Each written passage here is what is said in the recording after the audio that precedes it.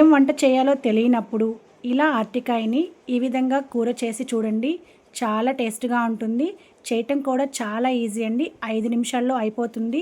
కర్రీని బ్యాచిలర్స్ అయినా, first time వంట చేసే వాళ్ళైనా సరే ఈజీగా చేసేసేయచ్చు. అంత సింపుల్‌గా అయిపోతుందండి ఈ కర్రీని చేయటం. ఎక్కువగా అరటికాయతోటి తాలింపులనే చేస్తారు.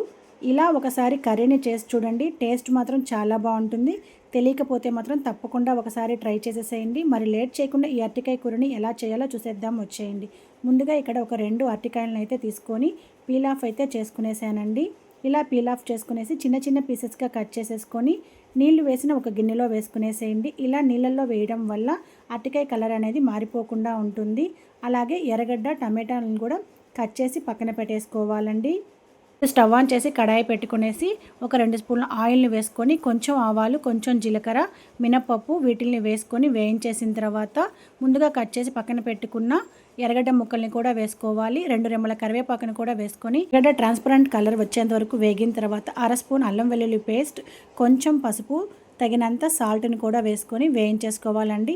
అల్లం వెల్లుల్లి పేస్ట్ అనేది పచ్చివాసన పోయేంత వరకు వేయించేసిన తర్వాత టమాటా ముక్కల్ని కూడా వేసేసి టమాటా ముక్క అనేది మెత్తగా మగ్గేంత వరకు మూత పెట్టి సిమ్లో కొంచెంసేపు అనేది చక్కగా వేయించేసుకోవాలి. చూస్తున్నారు కదా, ఈ విధంగా వచ్చేంత వరకు వేయించేసుకోవాలి. వేగిన తర్వాత ముందుగా కట్ చేసి పక్కన పెట్టుకున్న అరటికాయ ముక్కల్ని కూడా వేసుకొని కొంచెం సేపు అరటికాయని ఆయిల్లో వేయించేసుకోవాలి. ఇప్పుడు తగినంత కారం, కొంచెం ధనియాల పొడిని కూడా వేసుకొని పచ్చివాసన పోయేంత వరకు చక్కగా వేయించేసుకోవాలండి. మూత పెట్టేసుకొని ఇలా వేగిన తర్వాత చిన్న గ్లాస్ నీళ్ళని అయితే పోసేసి అరటికాయని సిమ్లో పెట్టేసి చక్కగా మగ్గించేసుకోవాలండి. నీళ్ళు అనేది ఎక్కువ పట్టదండి, తొందరగానే అరటికాయ అనేది వేగిపోతుంది.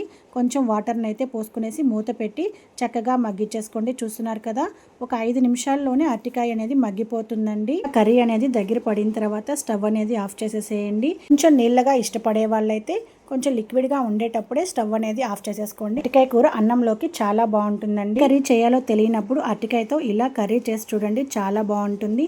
అలాగే సింపుల్గా కూడా అయిపోతుందండి. మీకు నచ్చినట్లయితే తప్పకుండా లైక్ చేసి, షేర్ చేసి, సబ్స్క్రైబ్ చేసుకొని పక్కనే ఉన్న బెల్ ఐకాన్ నొక్కడం మర్చిపోవద్దండి. అలాగే ఈ వీడియోపై మీ అభిప్రాయాన్ని కామెంట్ చేయండి.